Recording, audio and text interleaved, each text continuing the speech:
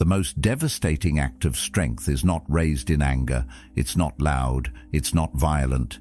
It's the decision to say nothing when every part of you could explain, could fight, could seek justice. It's walking away without a final word, without a neat ending, without giving them what they crave the most, certainty, because people don't obsess over what's finished. They obsess over what's left unsaid. And when you withhold closure, not out of cruelty, but out of discipline, you create a silence so loud it echoes inside them for years. That's not revenge, that's power, and it's not the kind that rules others, it's the kind that frees you. The Stoics taught us to master ourselves before we ever think about mastering outcomes, to choose stillness over noise, restraint over reaction, and sometimes the truest act of self-respect is to leave quietly and let others wrestle with the weight of their own actions, without your explanation to comfort them. If this speaks to something deep within you, if you're ready to explore the kind of inner strength that doesn't shout but changes everything, please subscribe. Each step toward clarity begins with choosing what you feed your mind. Let this be one of those choices. There's something deeply uncomfortable about an unfinished thought, about silence where there should have been an answer. The human mind, brilliant as it is, was not built for ambiguity. It spins, analyzes, and deconstructs, not for fun, but for survival. Uncertainty feels like danger. An unresolved situation feels like a threat. That's why closure becomes so powerful, not because it changes the past, but because it gives the mind a box to put the past inside, a place to tuck away the chaos and call it finished. But not everything deserves to be finished. Not every ending has to be clean. Sometimes the most honest thing you can do is leave the page blank. Because in truth, no sentence, no apology, no justification would be enough to explain why something truly ended. And the more they demand an answer, the more they expose that it's not healing thereafter. It's control. They don't want to move on. They want to make sense of you. They want to reduce you to a single understandable reason they can repeat to themselves when the silence gets too loud. When you refuse to give them closure, something unusual happens. They don't walk away. They linger. They dig. They analyze your every word, every silence, every glance from the past. And in that digging, they bury themselves deeper. Because what they're looking for isn't buried in you, it's in them. That aching need for answers isn't about you. It's about the gap in their own self-understanding. It's about needing to be chosen, needing to be right, needing to be in control of the story. But you didn't write the ending for them. And that drives the mind into overdrive. Because the moment you walked away without explanation, they lost the ability to shape the narrative. And that's the kind of loss that doesn't scar the body, it scars the ego. Seneca once said, "It is not that we have a short time to live, but that we waste much of it." And how often do people waste their time chasing ghosts? Not people, but the memory of people. Not closure, but the illusion of what closure would have felt like. They replay conversations. They dissect your silence like it's a puzzle they can solve. But silence isn't a puzzle. It's a wall, a quiet, unshakable boundary that says, "This is where my explanation ends. This is where your speculation begins." And if they keep circling that silence, they do so by choice. That's the harsh truth. No one is stuck in the past unless they choose to live there. You don't need to clarify your absence. You don't need to explain why you stopped answering, why you stopped showing up, why you took a step back. Because the moment you do, you invite them back into a conversation that no longer serves your peace. You offer them a place in your story they no longer deserve. When you withhold closure, it's not about punishing them. It's about protecting yourself, protecting your peace from people who wouldn't have understood it anyway. And maybe that's the part that stings the most. For them, that you didn't even think it was worth explaining, that you didn't need a scene, a speech, a breakdown. You just needed to be done. The mind hates that kind of ending, the kind with no climax, no confrontation, no resolution. It feels unfinished. But sometimes the most powerful closure is no closure at all, because it forces the mind to sit in the discomfort of not knowing. It forces growth. And growth never begins in peace. It begins in pain. It begins when you realize that not every question will be answered. Not every story will be understood. Not every connection will get a proper goodbye. And that's not weakness. That's reality. Some people believe closure is a right, that if you've shared time with someone, love, friendship, effort, they deserve to know why it changed, why it ended. But that belief is rooted in ego, in the illusion that understanding brings peace. But it doesn't. Not always. Often understanding only opens more wounds. You tell them the truth and they twist it. You give them reasons and they debate them. You try to end things with dignity and they still call you cold. So why explain what they won't hear anyway? It takes strength to let silence speak, because silence will be misunderstood. It will be painted as cruelty, avoidance, arrogance. But none of those labels matter when you know your reasons are rooted in clarity, when your choice not to speak is anchored in peace, not pride. And if they don't understand that, that's not your burden to carry. That's theirs. People crave completion because they think it gives them permission to move on. But permission doesn't come from others. It comes from within. And if they haven't learned how to grant it to themselves, no explanation from you will ever be enough. The door to their peace doesn't open with your apology. It opens with their own acceptance. That's the difference between those who heal and those who stay stuck. The healed ones make peace with not knowing. The rest keep chasing ghosts and calling it closure. There's also a quieter kind of cruelty in constantly explaining yourself. It teaches people that your peace is negotiable, that every time they demand access to your mind, you'll open the door, that every time they feel unsettled, you'll come and settle them. But you're not responsible for making others comfortable in your absence. You're not the architect of their emotional recovery. And if they thought they were entitled to your reasoning, it only proves why they were never ready to hear it. When you choose to say nothing, you give them a gift they'll never recognize, the space to confront themselves. Because it's only in your silence that their thoughts echo loud enough to hear. You're not punishing them, you're revealing them. You're showing them what they do when no one is there to blame. You're giving them a mirror, not a microphone. The mind craves completion, but it doesn't need it. What it really needs is resilience, the ability to live with unanswered questions, to carry pain without needing to throw it back at someone. That's Stoicism, not the absence of emotion, but the control of it, not the suppression of truth, but the refusal to let truth be used as a weapon against your peace. When you withhold closure, you're not withholding kindness. You're simply refusing to participate in a story that's already over. A story that doesn't need another chapter, just because someone else wasn't ready to stop reading. And if they keep reading the silence, that's their journey.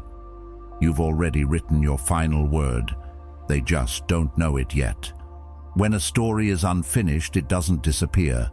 It doesn't fade into the background. It lingers. It festers. It becomes a living presence in their mind, haunting the spaces you once filled. People pretend they've moved on, that it no longer affects them. But the truth is, the silence you left behind takes up more space than any word ever could.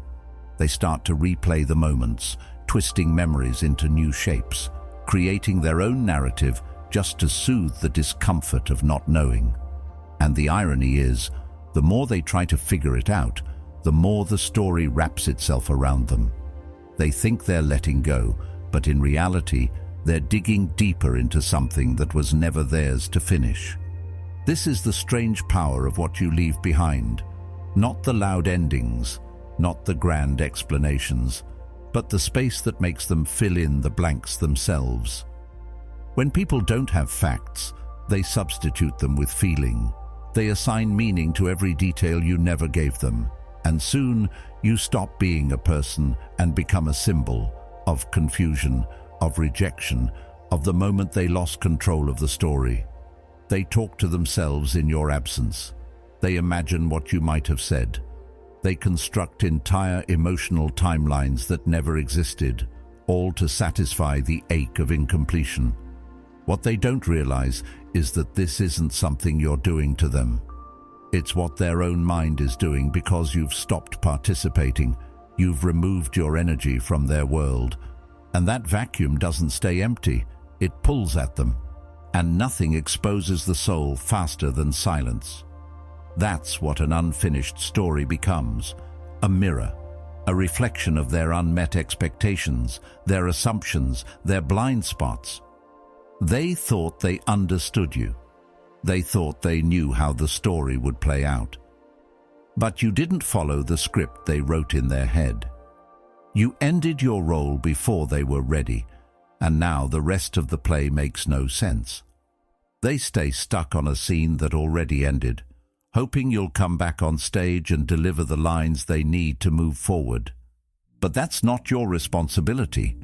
If someone has mishandled your trust, misused your presence, disrespected your energy, then walking away without closure isn't cruelty, it's consequence. They didn't protect the story when they had the chance.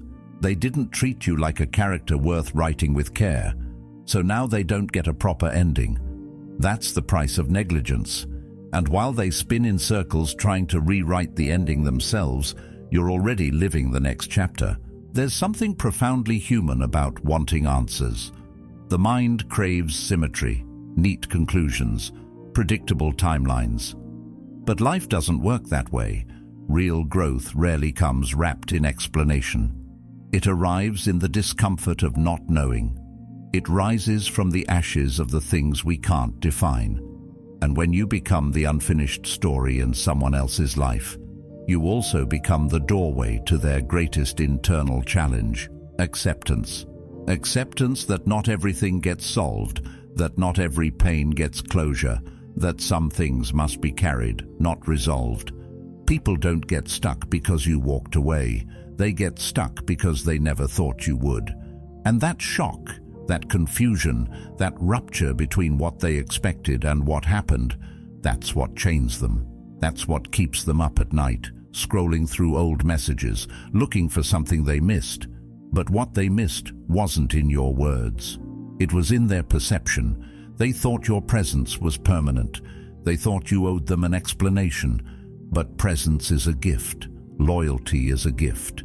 And if it's not protected, it's taken away, quietly. Finally, the unfinished story becomes their obsession, not because they care more, but because they never learned to live without answers.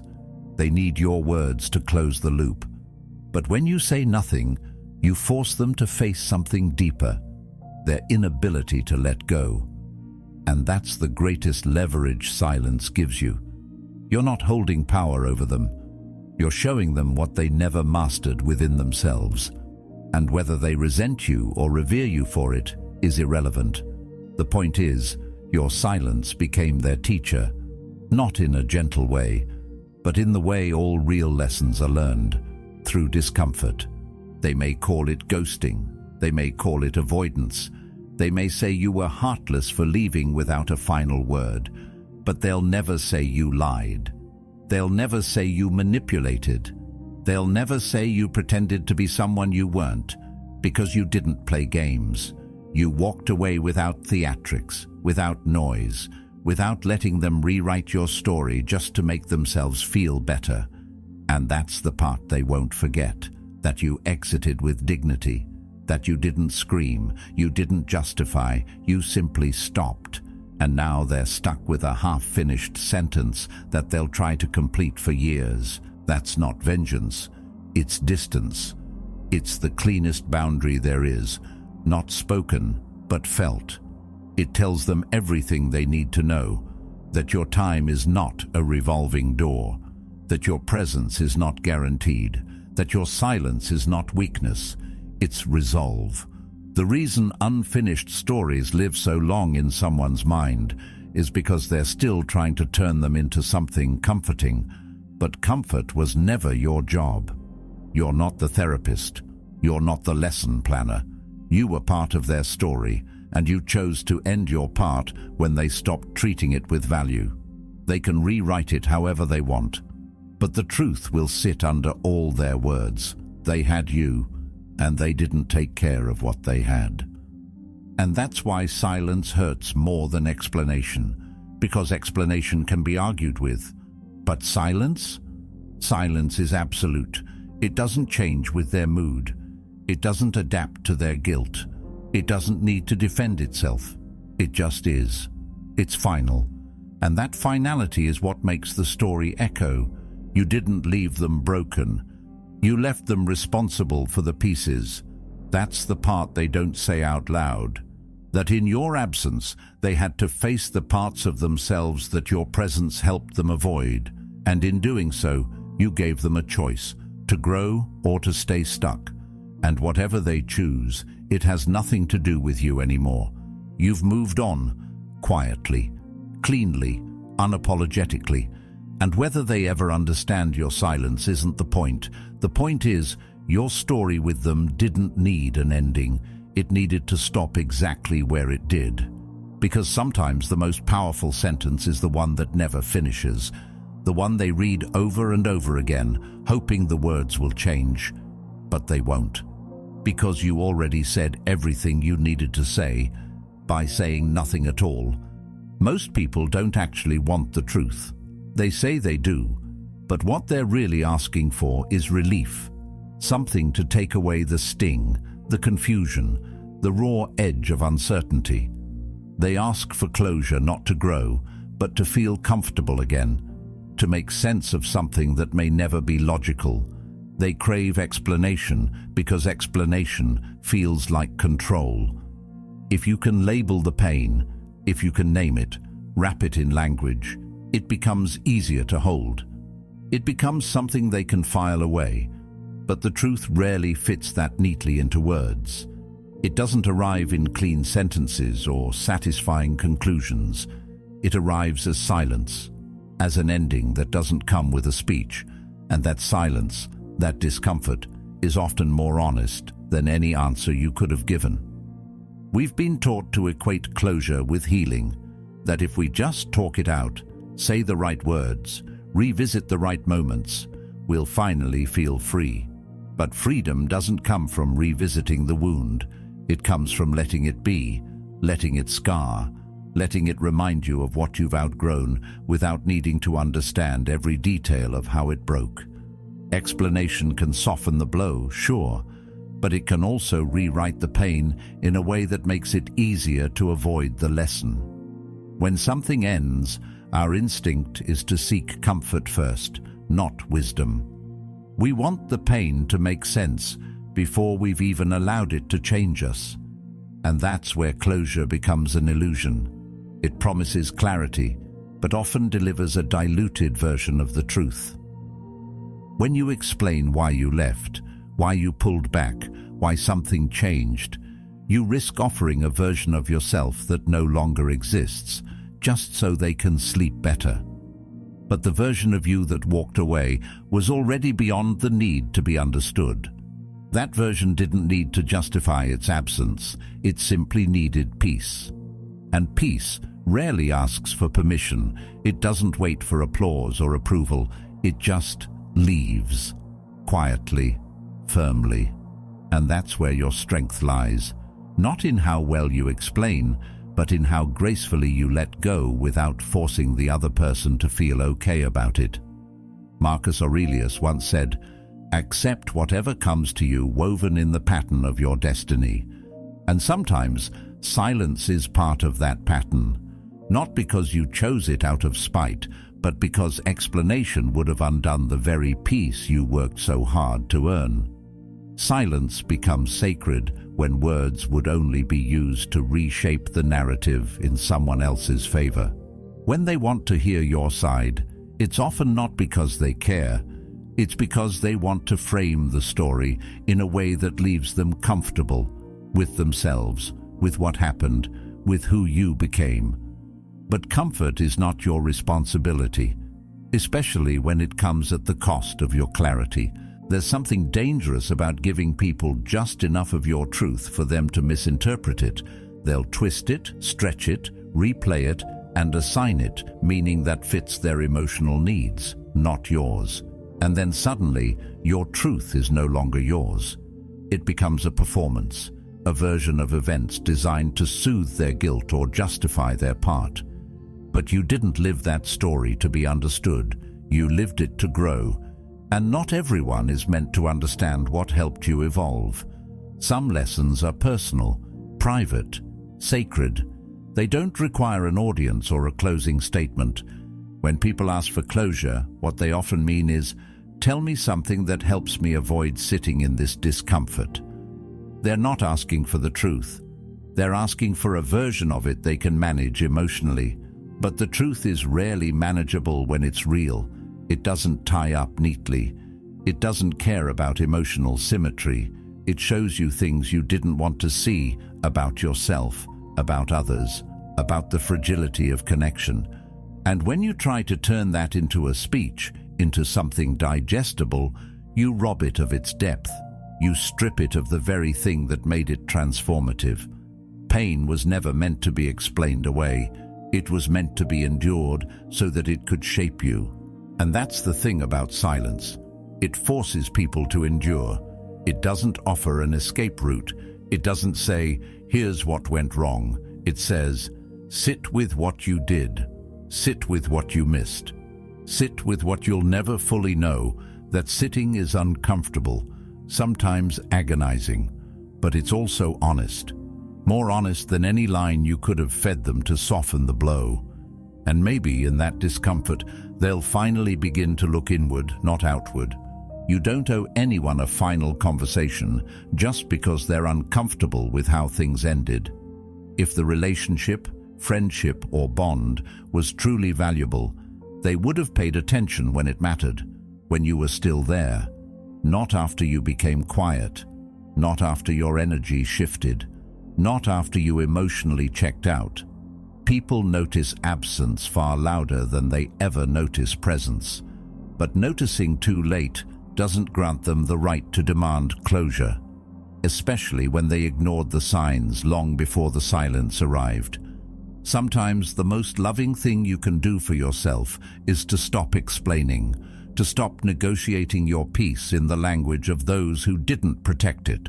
They'll call it cold, they'll call it inconsiderate, but what they're really saying is, "I'm not used to people walking away from me without needing to explain why." And that in itself is the clearest sign you made the right decision. You didn't leave to hurt them. You left because staying would have kept you trapped in a version of yourself that you'd already outgrown. You left because it was time. And that's a sentence that doesn't need punctuation. It just needs to be lived. So when they ask for closure, ask yourself, what would that even look like? What would you say that you haven't already expressed through your silence, your distance, your boundaries? Would they even hear it?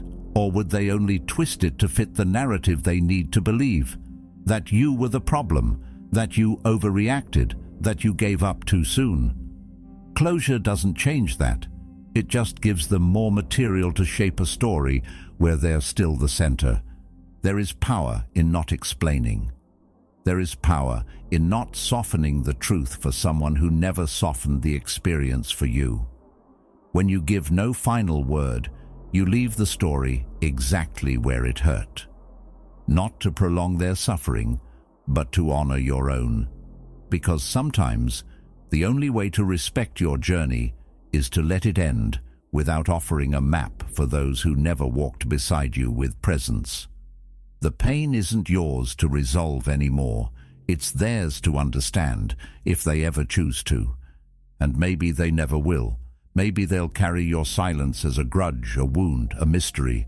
But they'll carry it, and in that carrying, in that wondering, in that silence that never turned into a speech, they'll be forced to grow or stay stuck, Either way, it's no longer your responsibility. You've already made peace, and if they still need an ending, they'll have to find it in themselves, because you're not writing one. You're already living the next chapter. There's a strange kind of peace people find when you finally speak. It doesn't matter if what you say is full of anger, sorrow, disappointment, or exhaustion. Once the words are out, they begin to lose their sharpness. The mind grabs hold of the explanation, starts to file it away, organize it, dilute it. That's what language does. It offers people a way to make sense of pain, a structure to hold what was once chaotic. And the more you explain, the more manageable you become. Even your hardest truths can be softened in time. They'll cry, they'll argue, they'll process, but eventually they'll understand. And once they understand, they'll let go.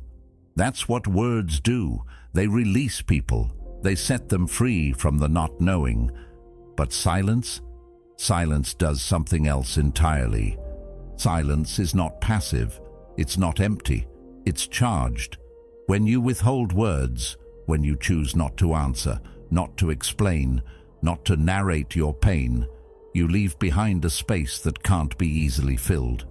You create something open-ended, unfinished, and that unsettles people far more than any honest confrontation, because silence gives them nothing to hold on to, nothing to blame, nothing to build a narrative around. It gives them a mirror instead of a script, and mirrors are harder to escape. They show people the questions they've avoided, the blind spots they didn't know existed, the discomfort they thought they could outrun with closure. Most people think silence is avoidance, but it's not. True silence is restraint. It's what happens when you finally realize that your words are not medicine for everyone's confusion, that not every wound needs to be dissected, that some truths lose their meaning the moment they're spoken out loud. When you speak, you give them clarity. When you stay silent, you give them weight.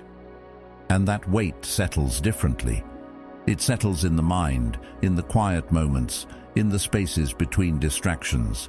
It doesn't hit all at once. It drips, it echoes, it evolves. And in that evolution, you become unforgettable, not because you were loud, but because you were unresolved.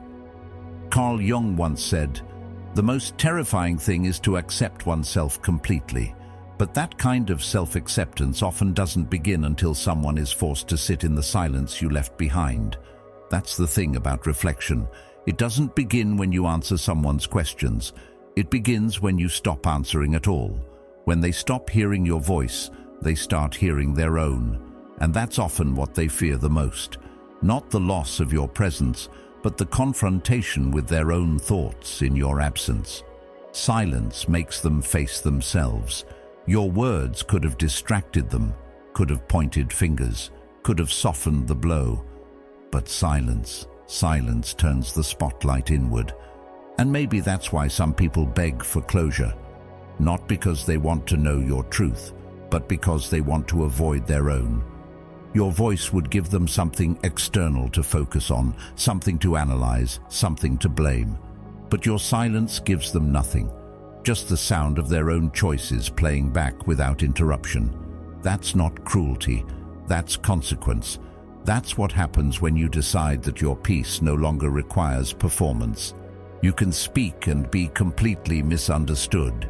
You can explain yourself 100 different ways and still have your words twisted to fit someone else's version of events. But silence can't be misquoted. It can't be rewritten. It leaves no room for argument, and that's what makes it so powerful. It's definitive without being defensive. It draws a line without ever saying where it is. And that ambiguity, that quiet defiance, that's what makes people obsess. Because the mind doesn't like what it can't define. It wants a villain, a motive, a clear story. And when you give them none of it, they start creating it on their own. And in doing so, they reveal more about themselves than they ever did about you. Speaking gives them resolution. Even if they don't agree with you, even if they reject what you say, the conversation itself becomes a form of closure, a closing of the loop, a way to say, I understand now. And with that understanding, they move on. They categorize you, file the memory, and carry the version of you they need to carry to feel at peace. But when you don't speak, they don't get to categorize you. You don't fit into their neat little folders of right and wrong, good and bad. You become something else entirely, something undefined, something that lingers. And what lingers reshapes them. People don't realize how much power is in the space between words. We're so trained to fill every silence with justification, with reasoning, with comfort. But sometimes the most honest thing you can do is say nothing at all. Not because you don't care, but because you care too much about not becoming small enough to explain away. Some things are too sacred to turn into conversations. Some endings are too complex to be flattened into closure. And when you honor that silence, you choose depth over resolution. You choose presence over performance. Eventually, they'll stop looking for answers in you, and they'll start looking for understanding in themselves. That's the turning point. That's where growth begins.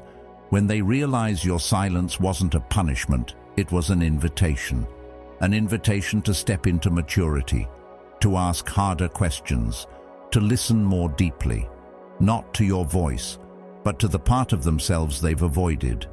And if they accept that invitation, they change. If they don't, they stay stuck. But either way, your work is done.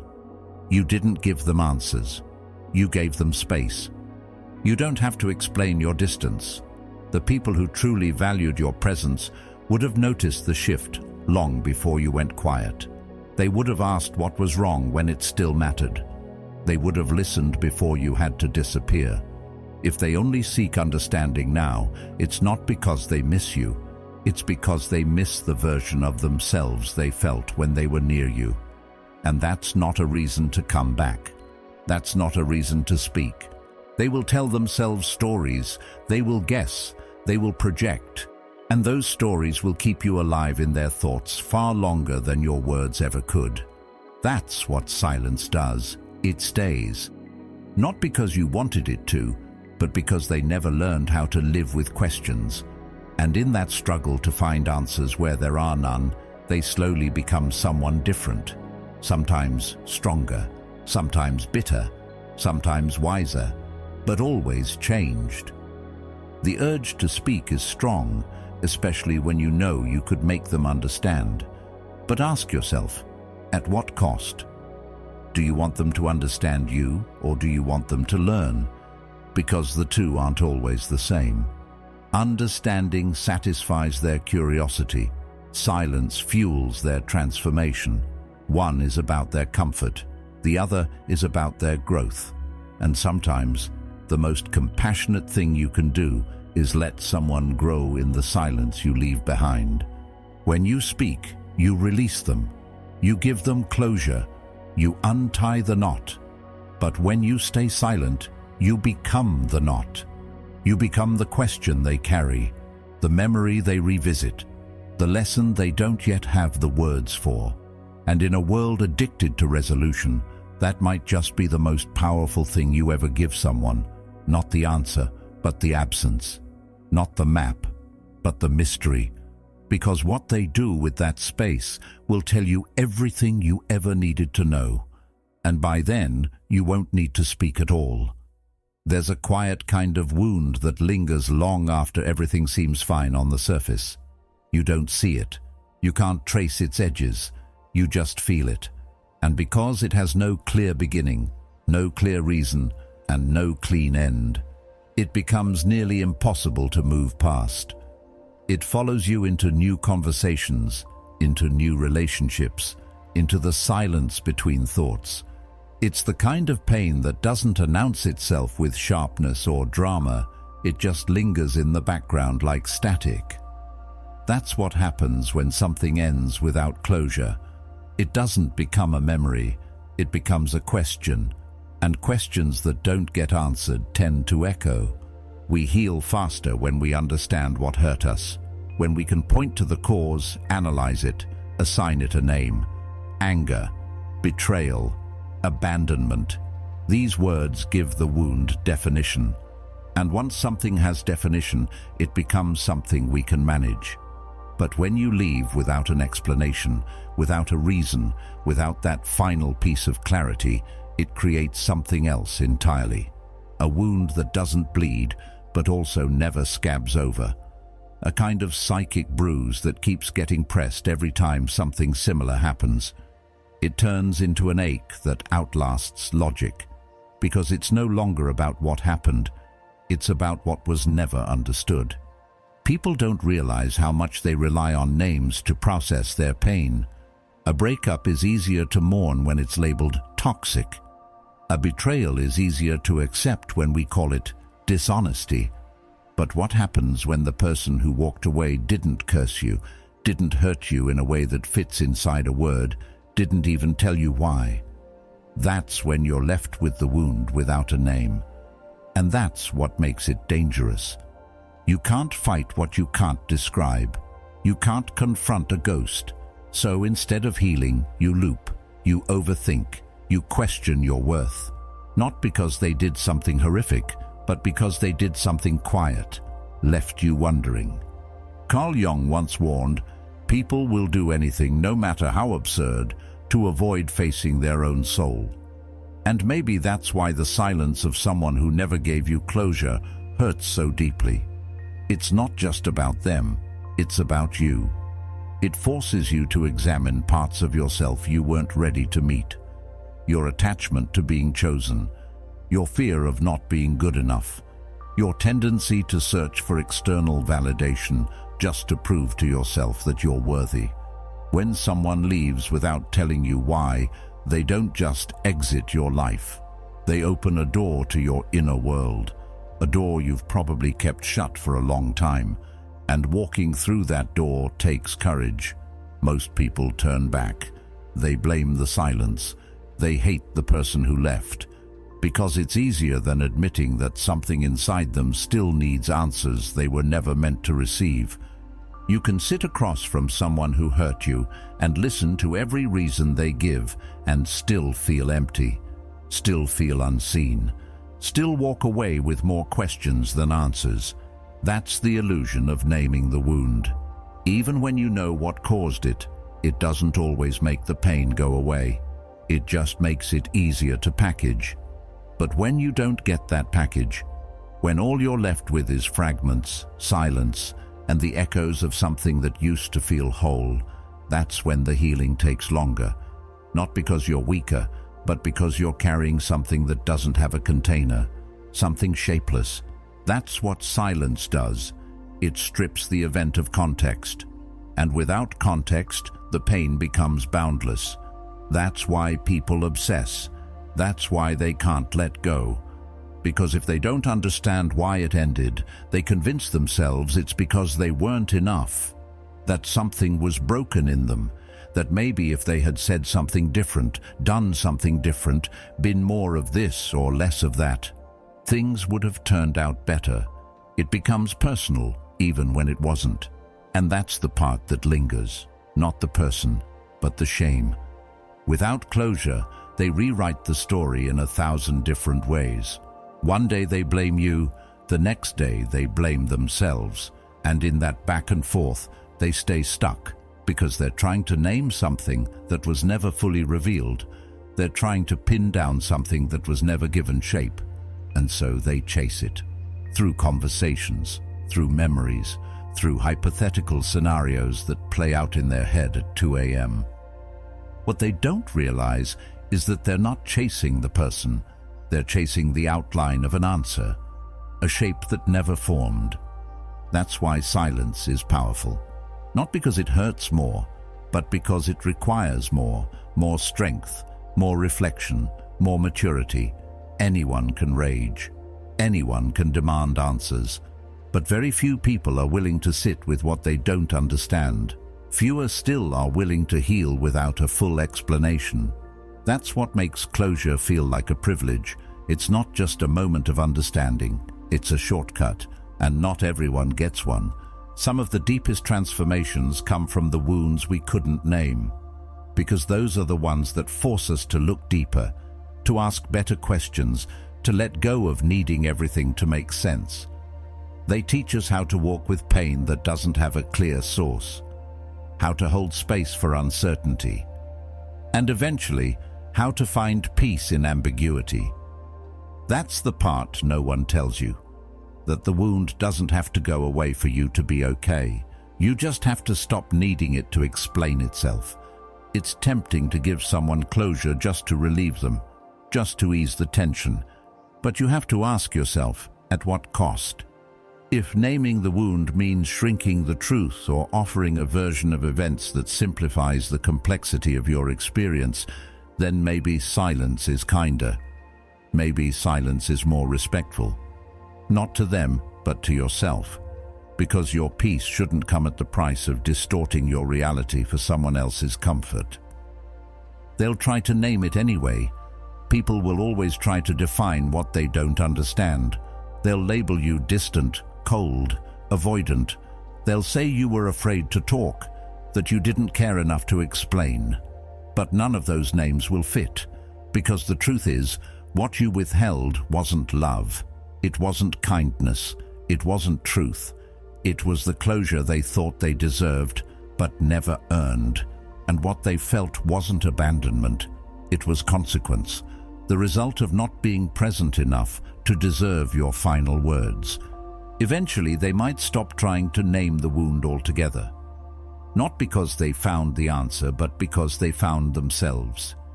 That's the only kind of healing that matters. The kind that doesn't come from someone else's mouth.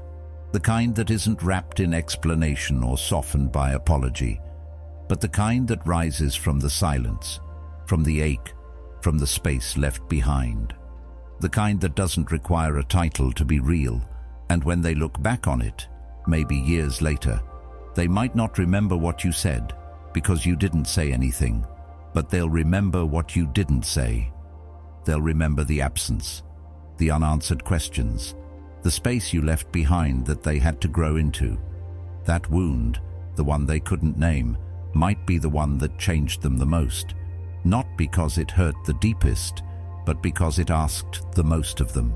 It asked them to face their own soul, and in doing so, it became the wound that didn't fade, but transformed.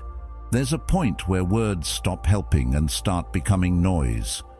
When someone pushes you far enough, when trust breaks, when betrayal replaces understanding, the instinct is often to speak, to shout, to explain, to unload everything you carried in silence.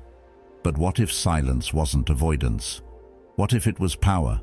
There's a strength in not giving people what they expect.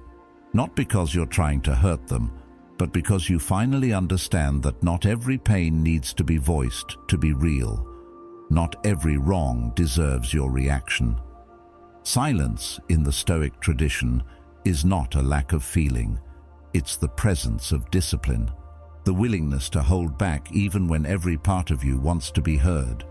To stay quiet in the face of betrayal, disrespect, or provocation is not weakness. It's one of the hardest things you can do, because it requires you to master yourself in a moment where your emotions are pulling you in every direction. Speaking can feel like taking control, but often it's just another way of trying to be understood by someone who's already proven they don't care to listen. And that's where silence becomes your liberation. When you finally realize that your peace is not something you need to hand over just because someone else is uncomfortable with not being explained to. And silence, real silence, is a form of bravery. It says, I will not lower myself into chaos just to make you feel better about what you broke. I will not explain my absence, my distance, or my boundaries simply because you didn't think I'd ever enforce them. That kind of restraint isn't cold, it's clarity, the kind that comes when you've seen enough, said enough, and finally know that nothing more needs to be added. Not for them, for you. People often mistake your silence as indifference. They'll say you shut down, that you don't care, that you're emotionally unavailable.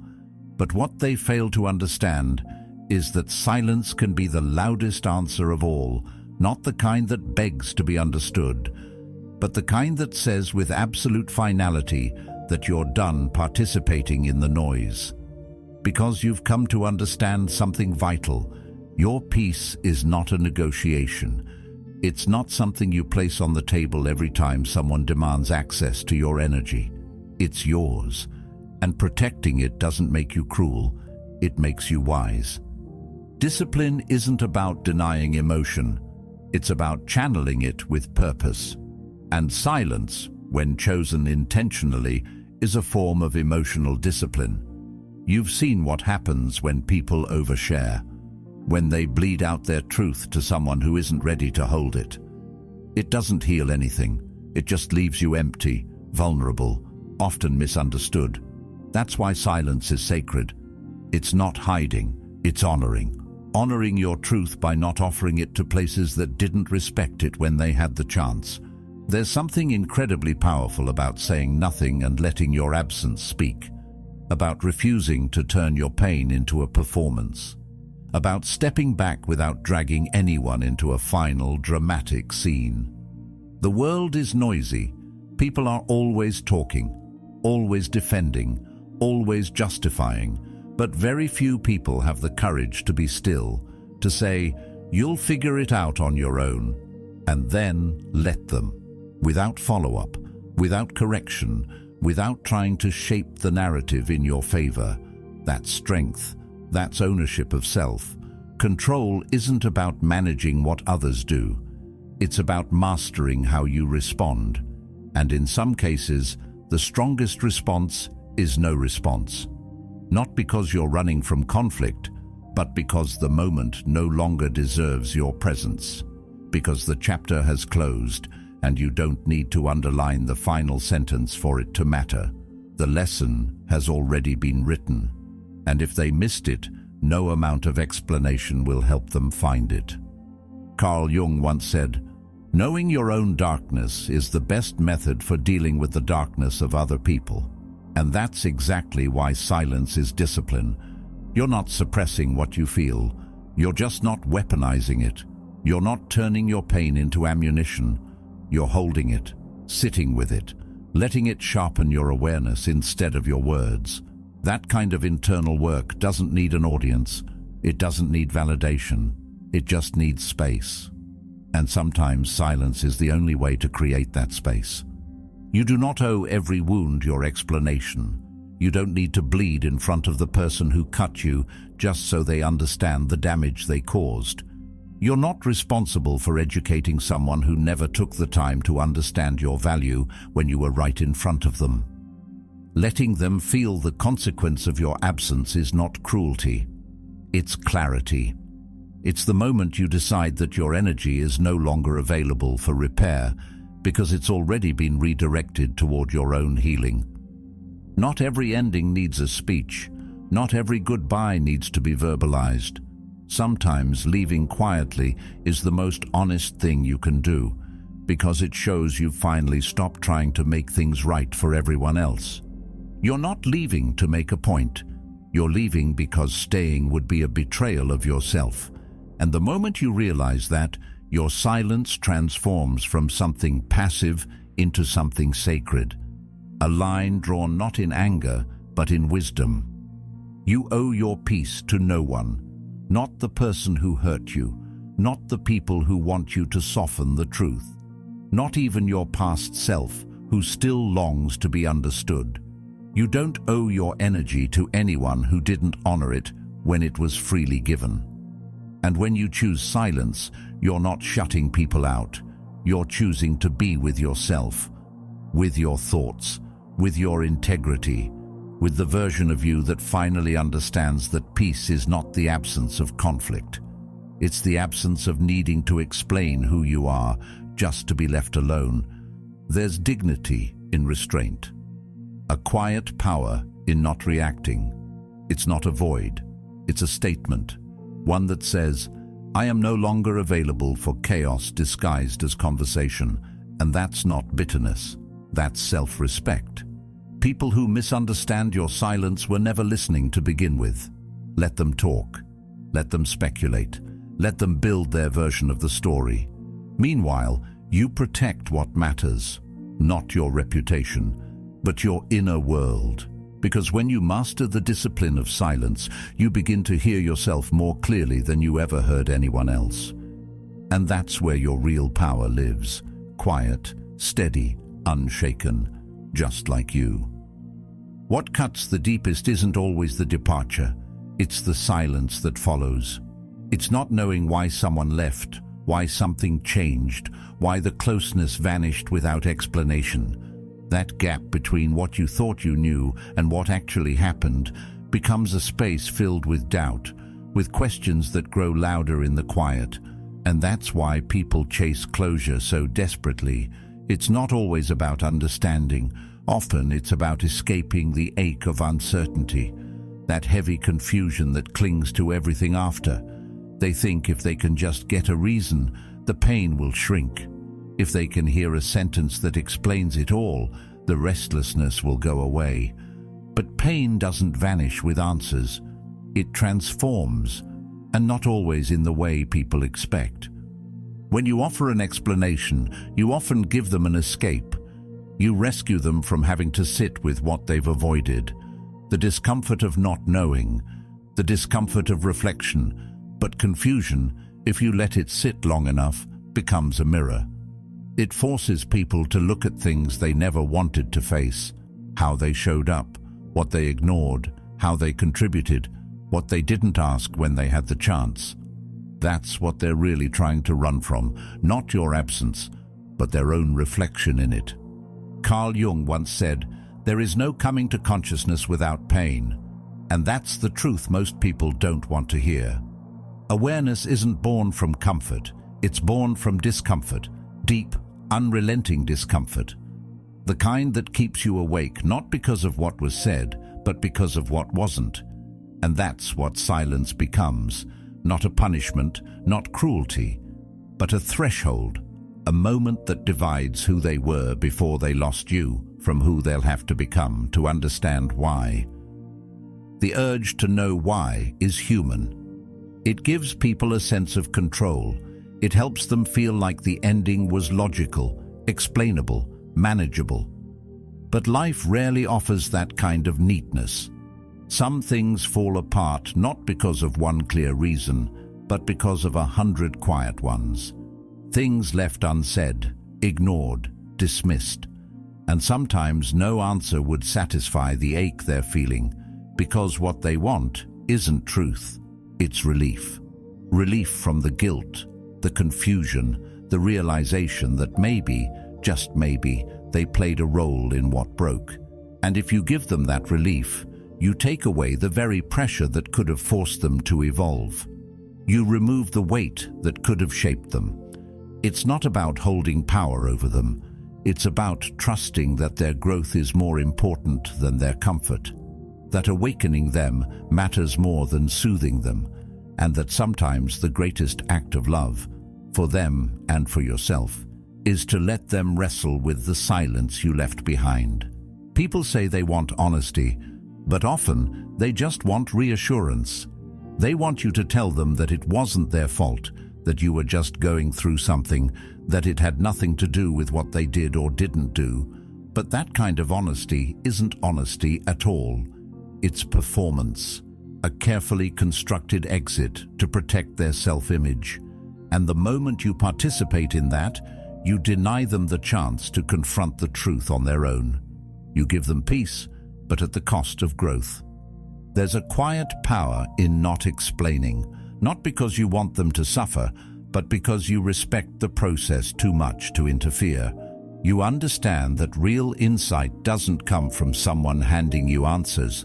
It comes from asking better questions. And those questions don't arise when someone explains everything for you. They come when you're left to sit in silence long enough to start asking yourself, what does this say about me? What does this reveal that I haven't wanted to see?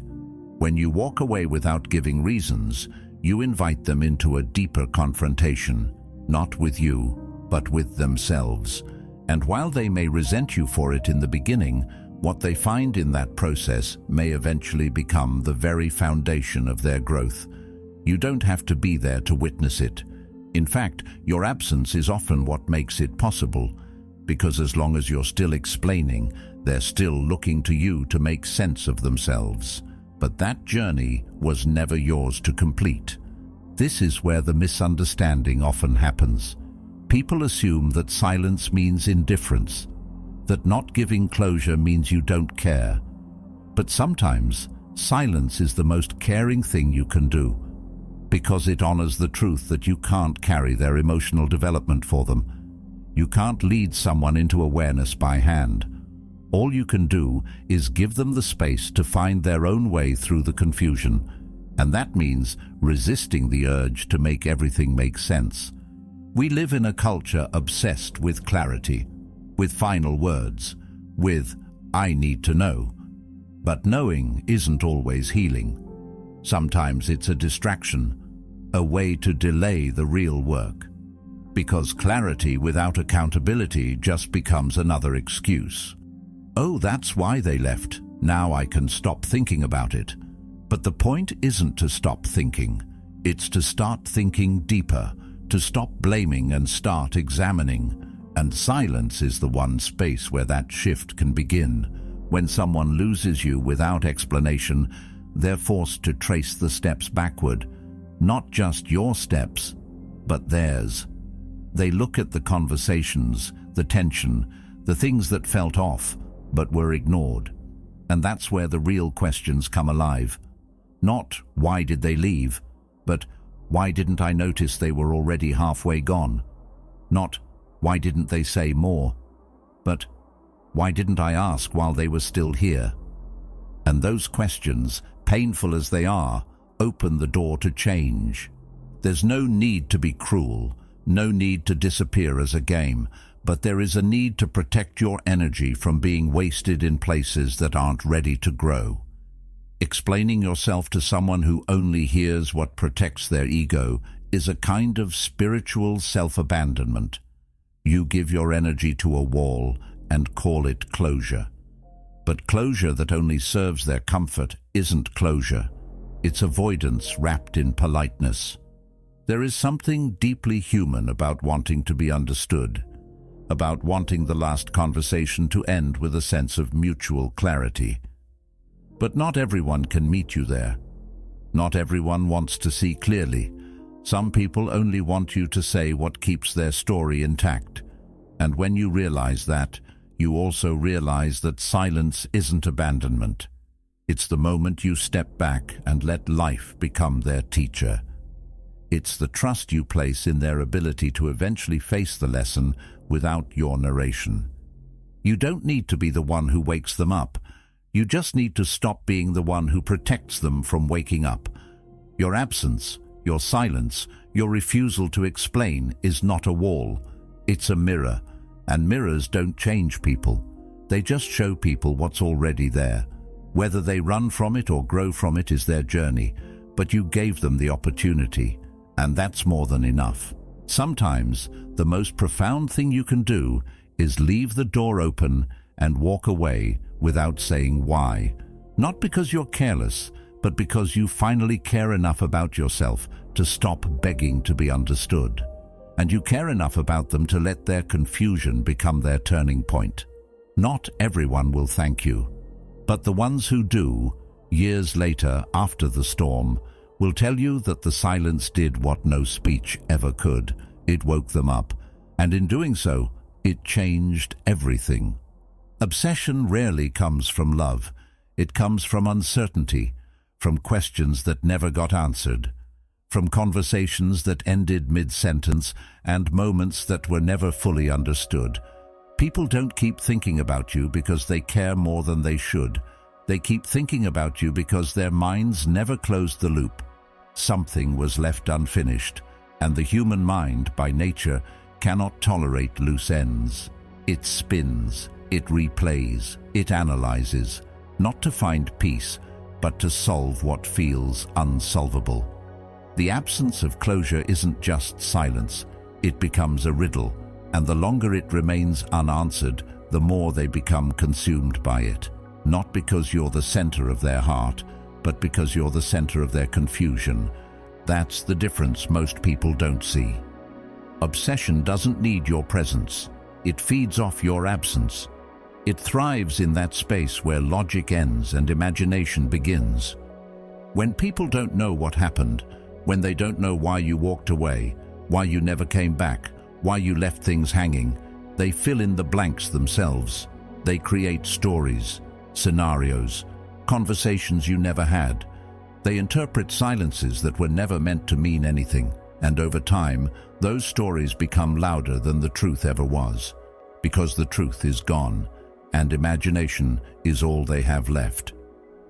Carl Jung once said, "Until you make the unconscious conscious, it will direct your life, and you will call it fate." And that's exactly what obsession does. It turns your absence into a living presence inside someone's unconscious mind. They think they're moved on, but every time they hear your name, every time they see something that reminds them of you, every time the quiet becomes a little too loud, they're pulled back in. Not because you asked them to stay, but because you left without giving them a way to leave. Closure is the door people walk through to exit the emotional room. When that door is missing, they keep circling the walls, looking for it. That's not manipulation. That's memory.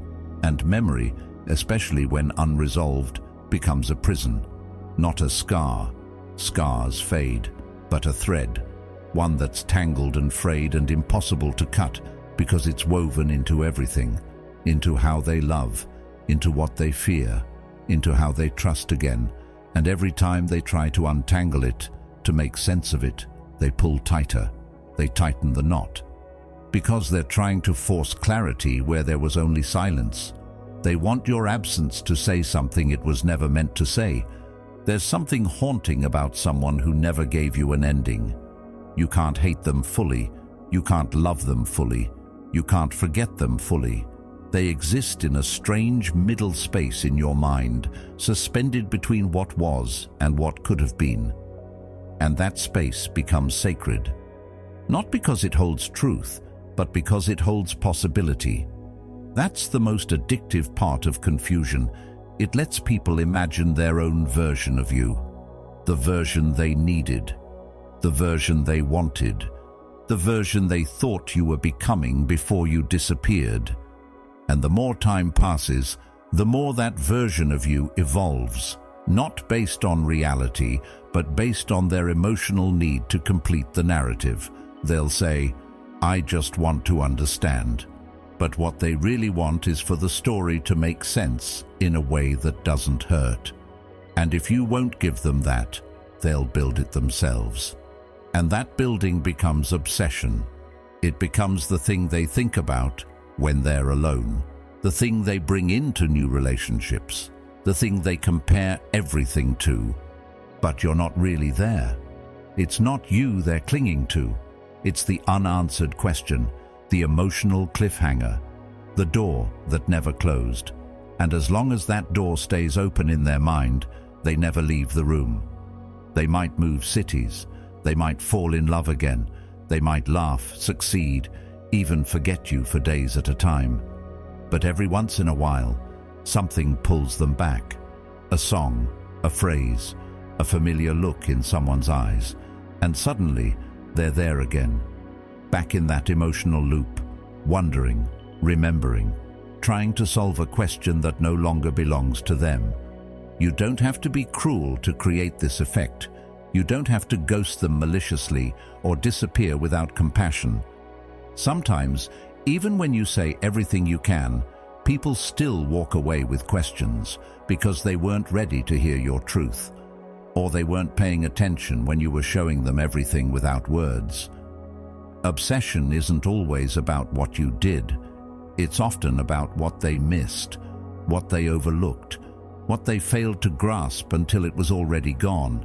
And that kind of regret leaves marks, not visible ones, but the kind that turns silence into obsession. There's a reason why some people are remembered more for how they left than how they loved. Because exits, especially unresolved ones, carry weight. They echo. They linger. And if someone doesn't understand why you're gone, they'll hold on to the last moment with a grip that doesn't loosen. Not out of love, but out of the need for resolution. They want to file it away, to name it, to place it somewhere safe so it stops interrupting their life. But without your help, they can't. And that's when your absence becomes their obsession. Not because you did something wrong, but because they never found the thread to pull the knot apart. It's not about being unforgettable. It's about being unresolved. That's the emotional trigger. That's what keeps them circling. They're not remembering you because you were perfect. They're remembering you because you were a question they never got to answer.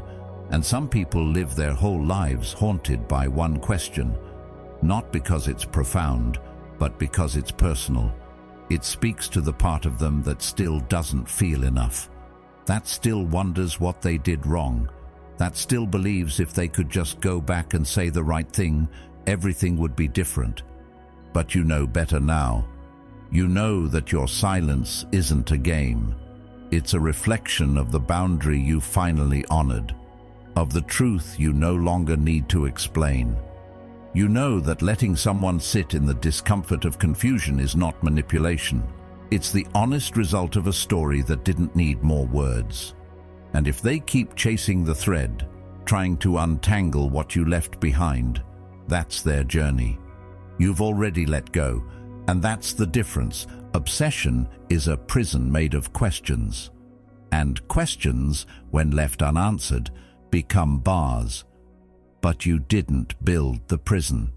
You just stopped giving keys to people who kept locking themselves in. You walked out the front door and chose peace over clarity, stillness over closure. And in doing so, you gave them the one thing they couldn't handle, an ending that made them question themselves more than they questioned you. And maybe, one day, that will be the beginning of their healing. But until then, they'll carry you not as a person, but as a thought that never quiets. A thread they keep trying to pull, a silence that never turns into a sentence. And in that space, you'll live, not loudly, but permanently. Not because you wanted them to stay, but because they never figured out how to let go of the question you never answered. When someone says, "Just be honest," what they're really asking is, "Please set me free." But freedom isn't given by another person. It's not something you unlock for them with the right words, the right tone, or the perfect explanation.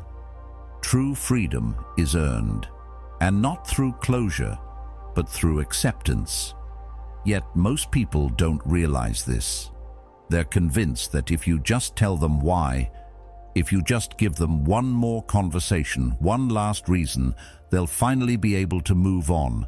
What they don't understand is that your silence is not what's keeping them stuck. Their unwillingness to accept what is. That's the real prison. And sometimes the most honest thing you can do is not respond at all. It sounds harsh to say. People want communication. They want clarity. But what they really want is to be relieved from the discomfort of confusion. They want to feel like the story ended on their terms, with a ribbon tied around it, so they can walk away feeling calm, justified, and in control. But life doesn't always offer that luxury. Some endings are jagged, some don't come with closure, and some never will, because closure isn't owed, especially when the other person has already stepped out of the room. At some point, the need to know becomes a form of control, not healing. A way to keep a connection alive, even if it's through questions and imagined conversations. Marcus Aurelius once wrote, "You have power over your mind, not outside events. Realize this, and you will find strength." That quote carries weight here, because the moment someone expects you to give them peace through your words, they've placed their emotional freedom in your hands. And if you were to answer, to explain, to give them what they think they need. Maybe they would feel better for a moment, but it wouldn't last, because their healing isn't about you. It never was. It's about whether they can learn to accept something without needing to understand it completely, whether they can let go without having all the pieces lined up. Most can't. So they keep reaching for you, thinking you hold the key to their release, when in truth, they're the ones holding the lock shut. When you remain silent, people interpret it however their mind needs to. Some say you're cold, others say you're afraid, some think you're punishing them. But what you're actually doing is stepping back. You're respecting the boundary that needed to be drawn. You're letting them find their own strength instead of handing them another excuse to avoid facing themselves.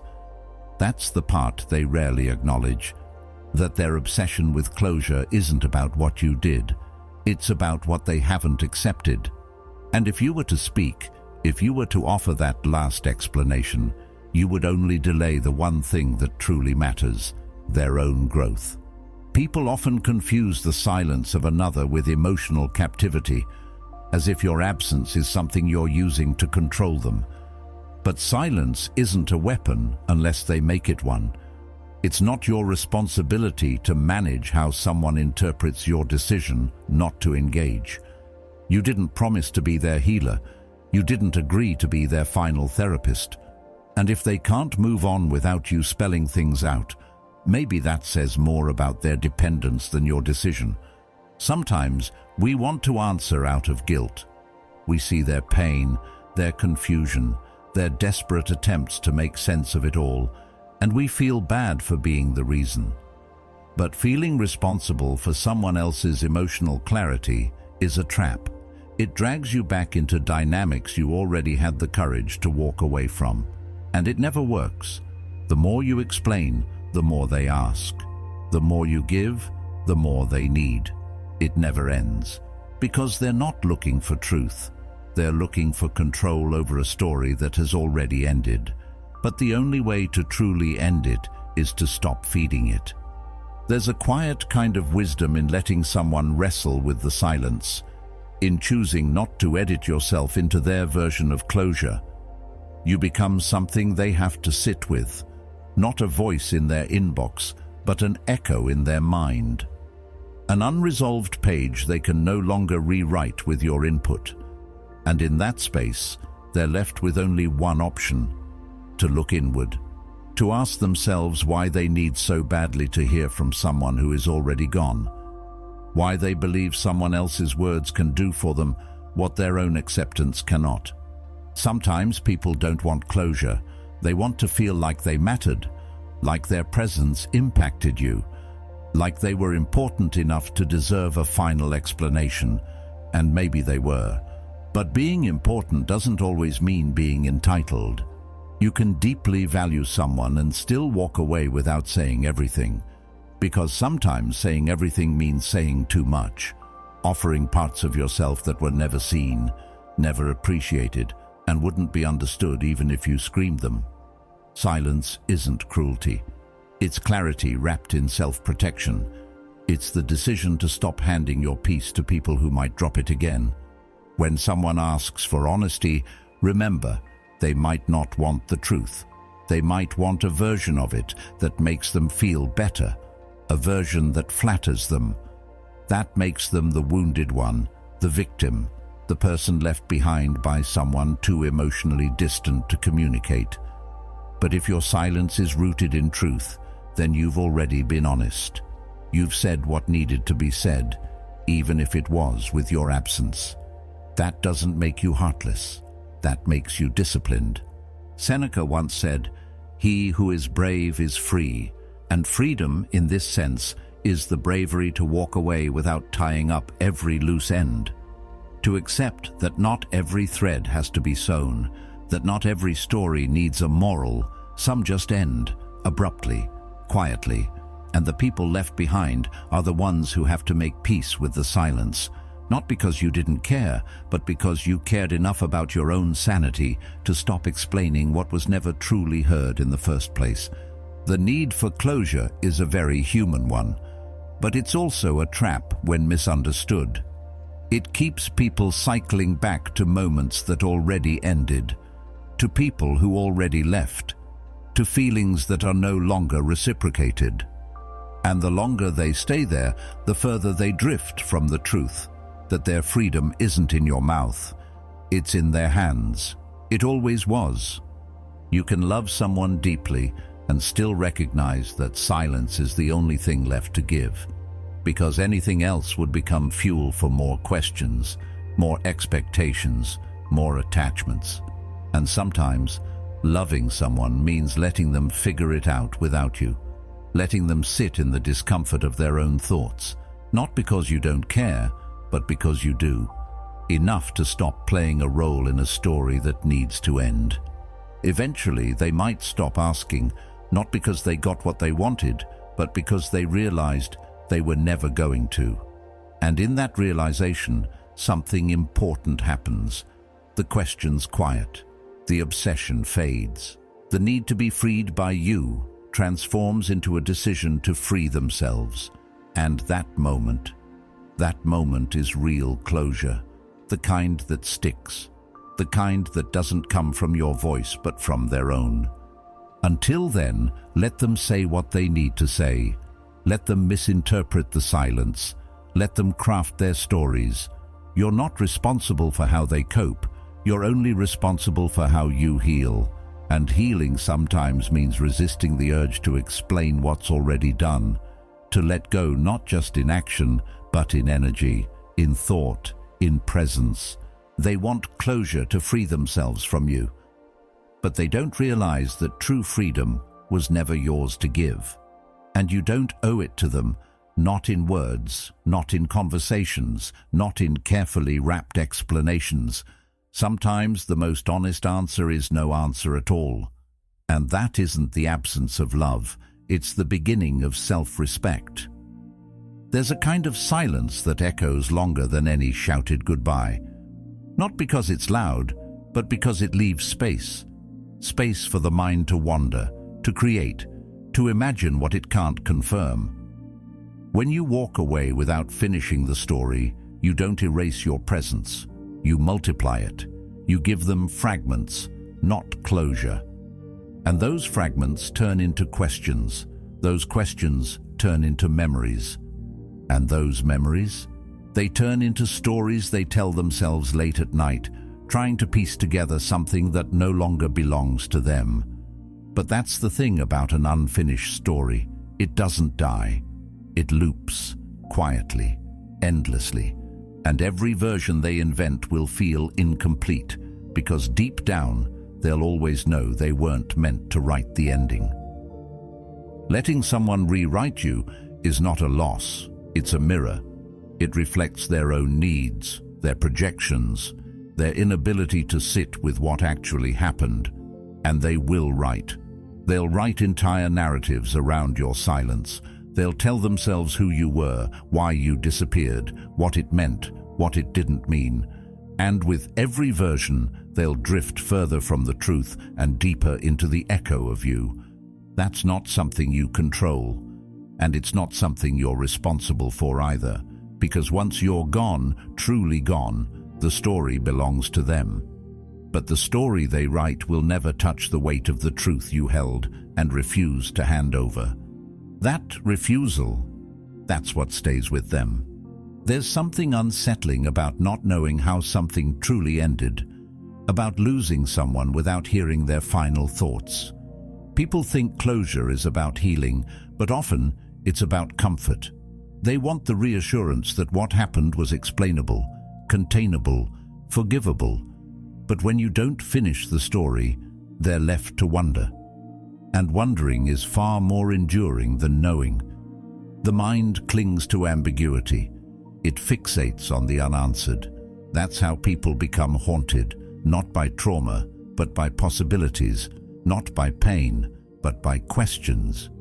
Carl Jung once said, "What you do not bring to consciousness appears in your life as fate. And when you don't let them bring your ending into the light, when you walk away before they're ready, they carry you as a fate instead of a fact. You're not a chapter they closed. You're a shadow that stretches over every new connection, every unspoken fear. They compare others to you. They measure new beginnings by the weight of your silence. Not because you were perfect, but because you were never fully understood. And that's the thing. People don't obsess over what they comprehend. They obsess over what doesn't make sense, what ends without a headline, what leaves them asking themselves, "Did I miss something?" They'll replay every interaction, dissect every silence, remember every time you paused before you spoke. They'll search for meaning in moments that had none. Because without an ending, even the smallest memory feels loaded. And the worst part? They won't trust any of their own conclusions. Because deep down, they'll always know they never got the truth from you. But that's not cruelty. That's consequence. The cost of being inattentive when it mattered, of failing to ask when you were still open, of waiting to understand when you were already gone. And so you don't finish the story for them, you let them fill in the blanks. Not because you're unkind, but because you finally realize that peace isn't something you have to trade for someone else's clarity. Your silence is your closure. Your departure is your final sentence. And if they still feel like there's more to say, that's not your weight to carry. There's a strange kind of dignity in leaving without wrapping everything up, in choosing not to explain yourself into a version they can handle. People want you to shrink for them, to make your absence small enough that they can store it neatly in a box labeled, "I understand." But some departures aren't meant to be understood. They're meant to be felt, to ripple quietly across years, across relationships, across nights spent wondering what could have been different, not because you want them to suffer, but because your presence was never disposable, and if they treated it like it was, your silence becomes the consequence they'll live with. The temptation to explain, to finish the conversation, to say, "Here's why," it's always there. Especially if you still care. Especially if part of you wants to be seen accurately. But that temptation is a trap. Because the moment you offer them closure, they're free. Not in a good way, in a way that lets them forget, that lets them walk away convinced that they understood you. And sometimes that's more painful than being misunderstood, because people who think they understood you will never revisit their mistakes. They'll never grow from the absence. They'll never carry you as a lesson. They'll just move on, untouched, unshaken. And that's not what this was for. When you let them write their own ending, they keep you alive in ways you never intended. You become the story they revisit when things fall apart. The question they measure other people against. You become the person they almost figured out, but didn't. And that mystery, that lingering question, it becomes a thread that weaves through every chapter of their life. A silent teacher, a sharp reminder, a presence they never quite release. Because unfinished stories don't fade, they ferment. And over time, they realize something, that no matter how many versions they write, none of them give them peace. Because peace doesn't come from completing the narrative. It comes from accepting that some stories aren't meant to end the way we want them to, that some people don't say goodbye, that some connections don't resolve. And until they learn to accept the silence, they'll be rewriting you forever. Plato once said, "We can easily forgive a child who is afraid of the dark. The real tragedy of life is when men are afraid of the light." And in this context, the light is truth. But not your truth, their own. The truth they've been avoiding by chasing you, by needing your words, your reasons, your final chapter. But you don't owe it to them to drag them into the light. Sometimes the most powerful thing you can do is leave the page unfinished. Let them sit with the darkness of not knowing. Let them find their own light. You gave what you could. You showed up while it mattered. And when it stopped mattering to them, you left. Not with a bang, not with drama, but with enough restraint to preserve your dignity. That is not something to apologize for. That is something to be proud of, because not everyone has the strength to leave a story half-written and walk away knowing that the silence will echo louder than any explanation ever could. So let them wonder. Let them remember you in fragments. Let them try to finish a story they were never ready to understand. That's not on you. You've already turned the page. Let them catch up, or don't. Either way, you're free. And they're left holding the pen with nothing but questions and the memory of someone who never gave them an ending because they didn't deserve one. When you give someone an explanation, what you're really handing them is an exit, a rope, a ladder, a map out of the discomfort that they themselves created. You tell them why, and suddenly they have something to hold on to, a reason to soothe their ego, a sentence they can repeat in their heads until the pain dulls. And maybe that seems kind, maybe that looks like compassion. But often, it's just another way of sparing them from sitting in the shadow of their own choices. It's a way of rescuing them from the very lesson they needed most. People think they want truth, but what they usually want is relief. They want a narrative they can live with, something clean, something they can explain to their friends, something that makes them feel like it wasn't really their fault. And when you offer that to them, when you give them your reasons, your heartbreak, your pain, you're not helping them grow. You're helping them escape. Escape the consequence of their behavior. Escape the accountability that silence would have forced them to face. You become their closure, their savior, their emotional cleanup crew, and all they have to do is listen. But silence? Silence is a different kind of reckoning. It doesn't give them a script to recite. It doesn't offer them the comfort of knowing exactly where it all went wrong. It leaves them in the maze. And in that maze, they start to realize something. That the questions they're asking aren't just about you. They're about them. Why they didn't see the signs, why they ignored the warnings, why they treated you like you were permanent when you were already walking away. That's the weight of silence. It forces reflection, not because it's cruel, but because it doesn't offer shortcuts. Carl Jung once said, "Everything that irritates us about others can lead us to an understanding of ourselves." That's what silence does. It irritates. It gets under the skin. It lingers. And in that lingering, it opens a door. A door not to your truth, but to theirs. Because the absence you leave behind doesn't stay empty. It becomes a mirror that shows them the parts of themselves they were too busy avoiding while they were busy trying to explain you. When you choose not to explain, you're not punishing them. You're holding a boundary, a line that says, "This is not my burden anymore." Because every time you explain, you enter their world again. You crawl back into their mind, their story, their emotional framework. You allow them to pull you into their logic, their pain, their chaos. And for what? So they can finally sleep at night. So they can walk away without the weight of wondering. Maybe.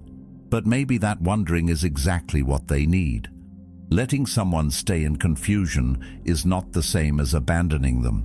It's allowing the natural weight of consequence to take its shape. Not everything needs to be softened. Not every ending needs to be made easier. Sometimes the most respectful thing you can do for someone is to let them sit with what they've done. Let them feel the sharp edges of what they lost. Let them wake up in the middle of the night realizing they don't get another chance to make sense of it. Because that's how real transformation happens, not through explanation, but through silence that speaks louder than words ever could.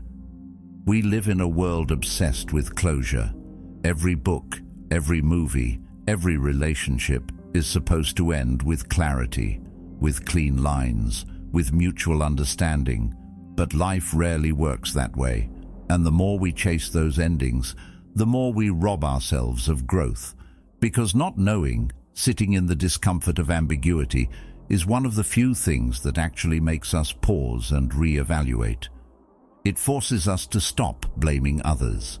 It pushes us to ask better questions. It humbles us. When you walk away without a speech, without a breakdown, without a final chapter, you leave a space that can't be filled with excuses. They can't say, oh, they left because of this. They can't simplify it into a neat little box. They're stuck with the whole story, unfiltered, unwrapped. And that kind of story lingers. It echoes, because it was never about what you said. It was about what they failed to see while you were still around. People underestimate the power of absence. They think distance means freedom, but emotional absence, when left unexplained, is one of the most powerful forces in the human psyche. It creates obsession, not out of manipulation, but out of mystery. We are wired to seek resolution, to fill in the blanks.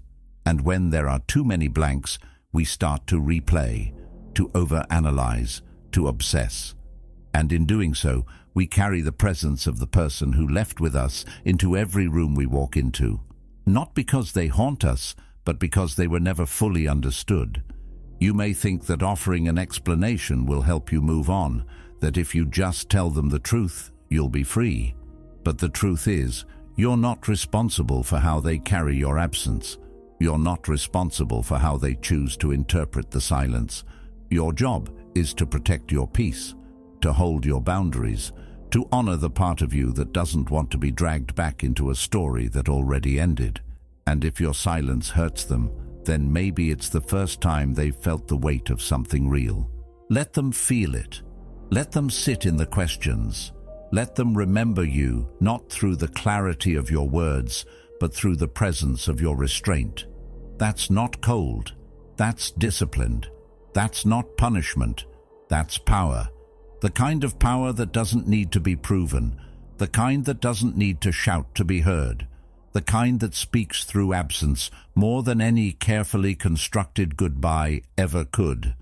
So when the urge comes, when you want to send the message, write the explanation, tie up the loose ends, pause. Ask yourself who it's really for. Is it for them, or is it for the part of you that still wants to be understood? Because the truth is, the people who truly valued you never needed an explanation to begin with. And the ones who didn't won't learn from it anyway.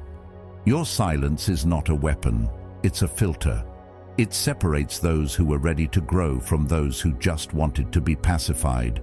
And when you choose to stay quiet, you don't just walk away, you rise. You become the echo that lives in the back of their mind, the voice they hear when they try to justify their choices, the face they see when they realize they mistook presence for permanence. You don't have to tie the knot for them. Let them hold the rope. Let them feel the tension. Let them realize that not every wound gets a bandage. Some wounds exist to be felt, to be remembered, to be learned from. And if your silence becomes that lesson, then maybe, just maybe, it was the most honest thing you ever gave them. Some people chase peace like it's a trophy, as if every story needs a graceful ending, every wound a soothing balm, every fallout a final bow where both sides walk away feeling validated. But real life doesn't always work that way. Sometimes the kindest thing you can do is not offer peace. Because not all closure is healing, some of it is just an illusion that helps people avoid accountability. That's the hard truth many don't want to hear. And sometimes, refusing to play along with the performance of peace is the most honest choice you'll ever make. We've been told that peace is the highest goal, that maturity means keeping everything calm, composed, and emotionally tidy. But peace at what cost? Your self-respect, your clarity, your growth. Sometimes peace is just another word for repression, a quiet cover draped over chaos to make it look acceptable. And when you choose silence instead of forced reconciliation, you disrupt that illusion. You leave them with the tension they tried to avoid. You let them sit in the imbalance, and in that discomfort, something real can begin to grow. Because not everything is meant to be resolved. Not every relationship deserves a handshake at the end. Some endings are meant to stay jagged, to sting, to remind you and them that something real happened here, something that can't be undone with a few kind words or a polite conversation. And if you're constantly seeking to smooth every wrinkle, you rob yourself of the edge that sharpens you. You turn every scar into a story of compromise instead of letting it be a symbol of your boundary, your refusal to tolerate what once hurt you. Carl Jung once said, "The privilege of a lifetime is to become who you truly are." But that becoming often requires friction. It requires moments where you choose integrity over harmony, where you choose silence not because you're cold, but because you're clear. Clear that not everyone deserves access to your peace. That peace, real peace, isn't about how quiet things are on the outside. It's about how steady you remain on the inside, even if the world around you doesn't get it. You see, there's a kind of silence that doesn't just protect, it reveals. It shows people who they are without your commentary. It removes the cushion of your validation, your explanations, your soothing. And when they're left without that comfort, they're forced to confront themselves. That's where the lesson lives. Not in what you say, but in what you withhold. Because your silence carries more weight than any carefully chosen words ever could. It's a space they have to fill with their own reflection. And for many, that's far more powerful than closure. When you choose silence, you're not withholding peace out of spite. You're honoring the imbalance for what it is. You're saying, this didn't deserve a pretty ending. You're letting the pain be felt in its raw form. Because sometimes pain is the only thing strong enough to break through the noise. Sometimes it's the only language people truly understand. And in a world where so many speak just to be heard, silence becomes a sacred kind of defiance.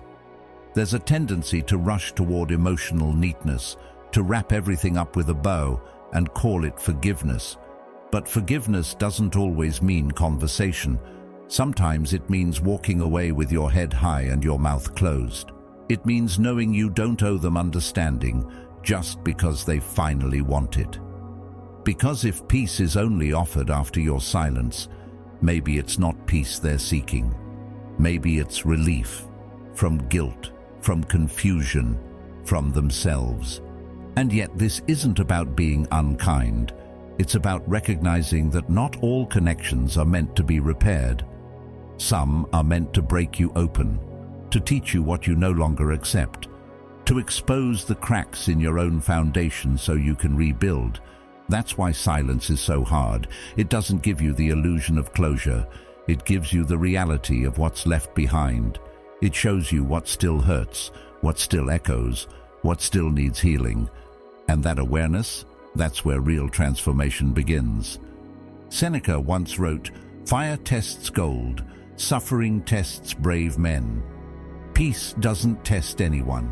Discomfort does, and silence is a form of discomfort that many try to escape. But if you can sit in it, if you can let it stretch and sting without rushing to fix it, you become stronger, not harder, not colder, but wiser, more rooted in yourself, less desperate to explain your choices, less eager to be understood by those who never cared to listen in the first place. This isn't about withholding to punish. It's about preserving what's sacred, your growth, your boundaries, your energy. Because every time you speak, just to make someone else feel better about what they did, you water yourself down. You dilute the depth of what was real. And over time, that constant explaining erodes your sense of self. You start to wonder if your silence was too much, when in fact, it was the only thing you had left to protect your dignity. So no, peace isn't always the goal. Sometimes the goal is truth, even if it's uncomfortable, even if it's lonely, even if it means being misunderstood. Because peace that comes at the cost of your voice, your clarity, your values, isn't peace at all. It's just avoidance dressed up as grace. Let them think what they want. Let them fill in the blanks. Let them wrestle with the silence. Because what they think of you isn't your business anymore. Your business is healing. Your business is growth. Your business is learning how to walk away without needing to rewrite the ending. And in doing that, you become someone who doesn't just chase peace. You become someone who creates it from within, even when the outside world remains chaotic. You'll be tempted, of course, to send that last message, to clear the air, to explain that you're not heartless, just tired. But pause. Ask yourself what it would really change. Would it bring you peace, or would it just bring them comfort? Would it help you grow, or would it just pull you back into a dynamic that you've already outgrown? There's nothing cruel about silence. There's nothing cold about walking away without words. Sometimes it's the most compassionate thing you can do, for them and for yourself. It gives everyone space to feel what they need to feel, to ask themselves the questions they were too afraid to ask, to sit with the sting of what was left unsaid. And through that sting, maybe, just maybe, they'll find something real. Because in the end, not every chapter ends with applause. Some end with silence. And that silence, that's the sound of you choosing something better than balance, something deeper than comfort. That's the sound of you choosing yourself. Sometimes the most powerful thing you can do is let yourself be misunderstood, because the moment people understand you, they place you in a box. They define your limits, shape your motives, and strip away the depth of who you really are. But when they can't quite figure you out, when your silence leaves them wondering, when your actions don't match their expectations, something strange happens. You become unforgettable, not because of what you said, but because of what you didn't explain. Because what can't be named can't be tamed. Being misunderstood hurts at first. It feels like rejection, like a personal failure, like you owe them clarity. But what if you don't? What if not being understood is your shield, not your flaw? What if it's the very thing that protects your soul from being dissected, interpreted, and reshaped by people who never really cared to know the real you? There's a quiet power in ambiguity, in not handing over the blueprint to your emotions, in keeping a part of yourself reserved, guarded, untouched by the noise. You don't have to justify the way you love, the way you heal, the way you withdraw when things become too loud. People who demand full access to your insides are rarely interested in your truth. They're looking for a version of you they can manage, and if you make yourself too easy to understand, too predictable, too open, you give them the tools to dismiss you, to minimize your depth, to reduce you to something they can walk away from without feeling the weight of what they lost. But when they don't understand you, you stay with them, not as a story neatly closed, but as a question left open. A presence they can't quite resolve, a feeling that keeps echoing even after you've gone. And that feeling, that's power, that's presence, that's how you live rent-free in the spaces they thought they could tidy up and move on from. Carl Jung once said, "Everything that irritates us about others can lead us to an understanding of ourselves." But here's the twist: when someone can't understand you, when your silence irritates them, when your distance unsettles them, it's not you they're confronting. It's their own reflection in the absence you've left behind. You're not confusing, you're a mirror, and mirrors don't need to speak. The human mind craves closure. It wants stories to have clear beginnings, middle points, and endings. But you're not a story. You're a process, a paradox. You're becoming. And people who rush to define you interrupt that process. They think naming something means knowing it. But understanding isn't ownership. And your complexity isn't a puzzle they get to solve. It's a landscape they can only wander through, if you let them. And sometimes you don't.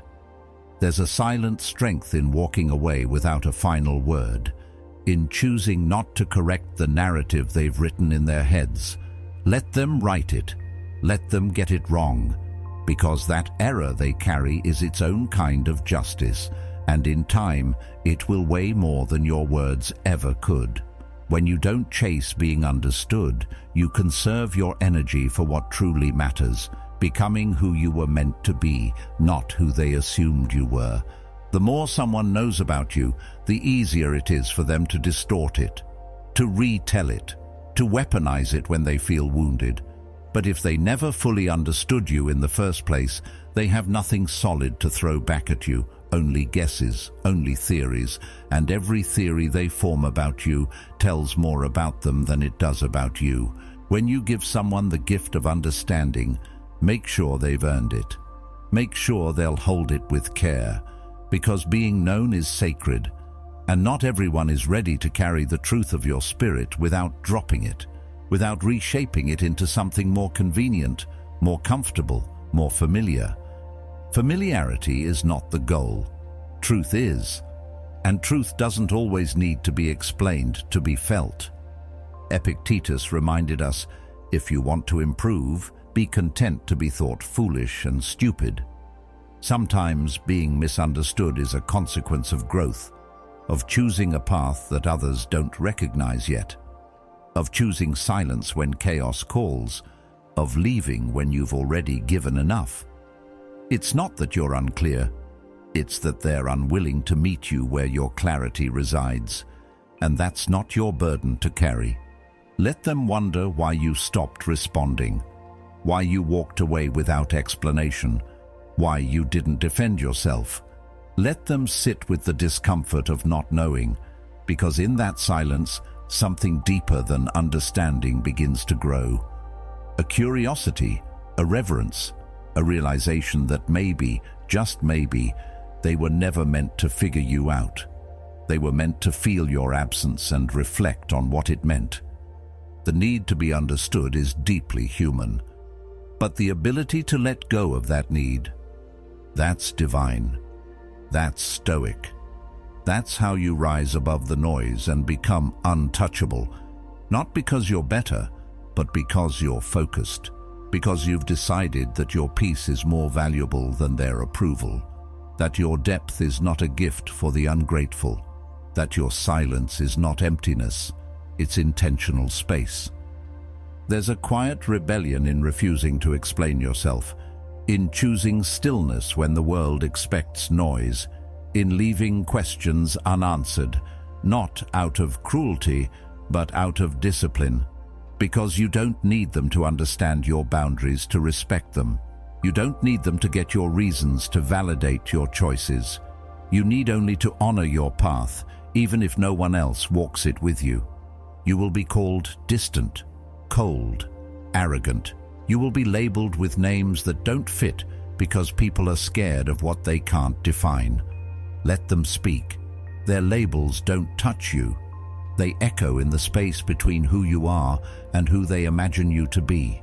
And in that space, you remain free, free from their stories, free from their need to reduce you. Being misunderstood doesn't mean you failed to communicate.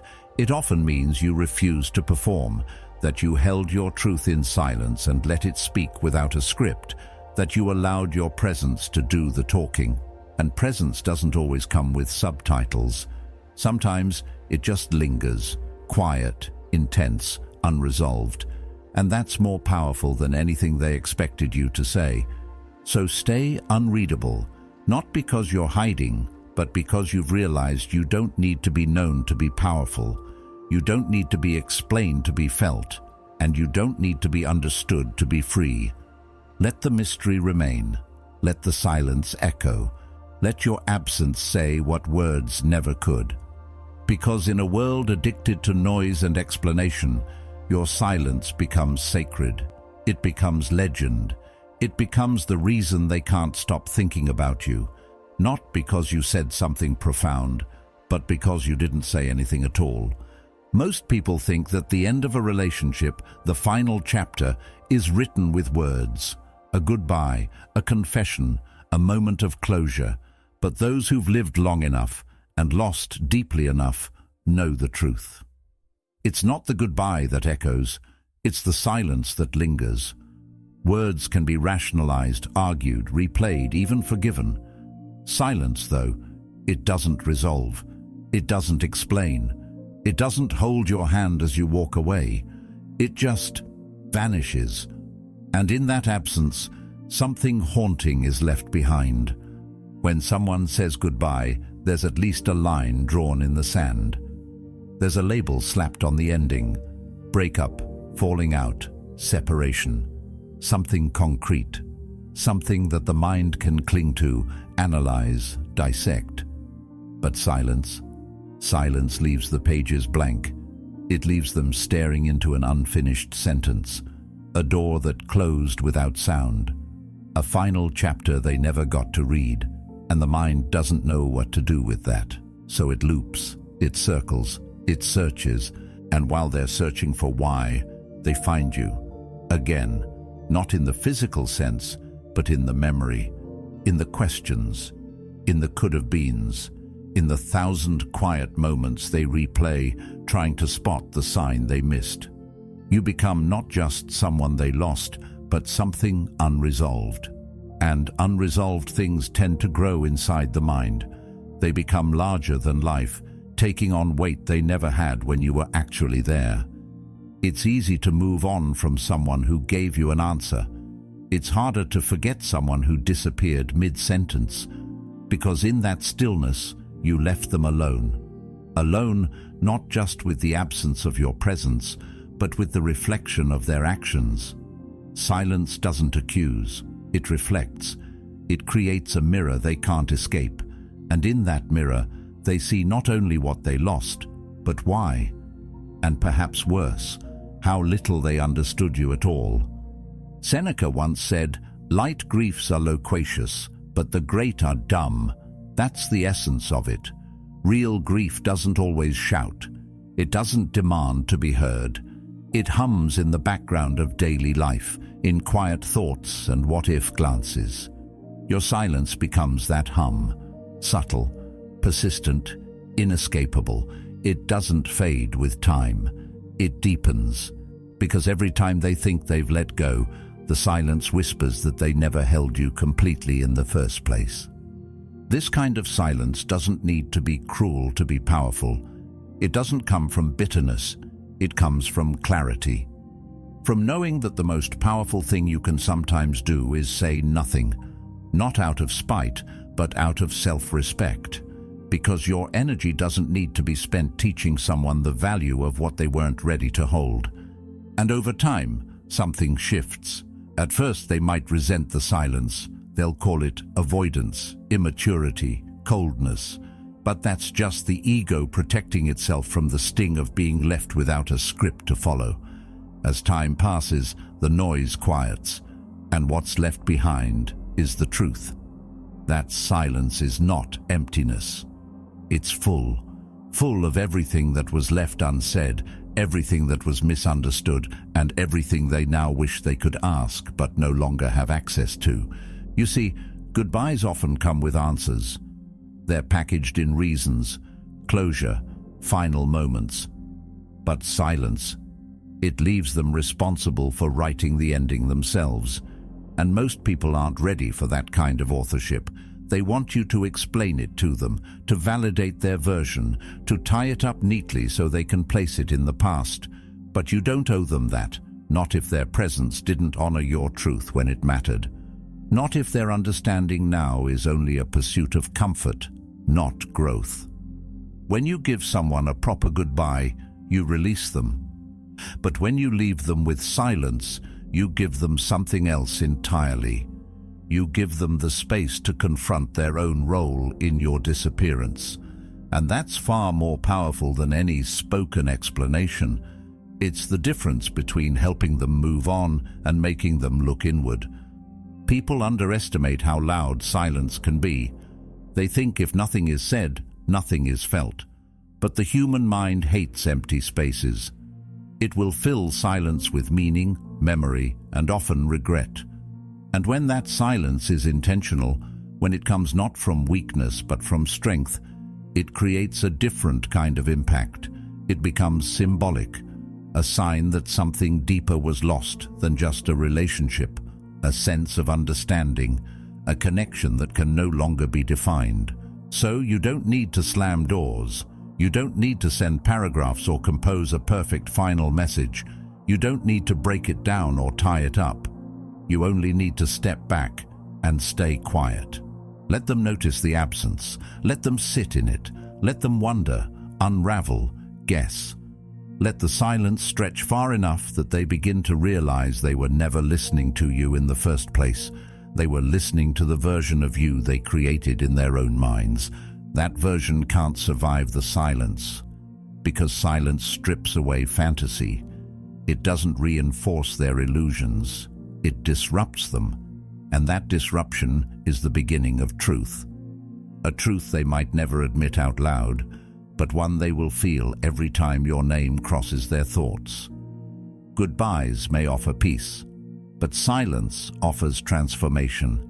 It invites reflection, discomfort, even guilt, and not for vengeance, but for growth, for the possibility that maybe next time they'll listen more closely, value more deeply, choose more wisely, or maybe they won't.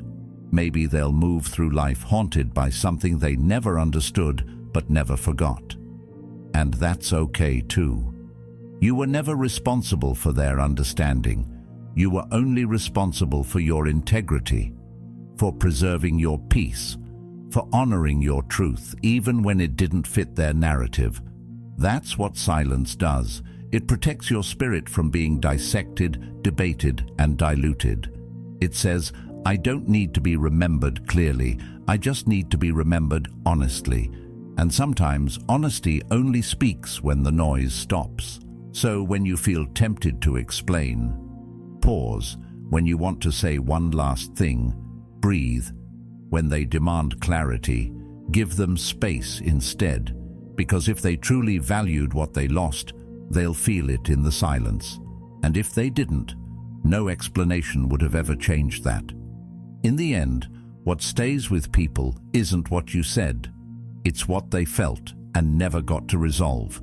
The confusion, the ache, the questions. That's what lingers. And sometimes that's what teaches. You don't need to deliver a lesson. You only need to leave room for one. And silence does that best. Without a word, without a sound, without needing to be understood to make an impact. They will forget your goodbye, but they will remember the silence. Because silence doesn't tell them the story, it makes them live in it. And that's what stays.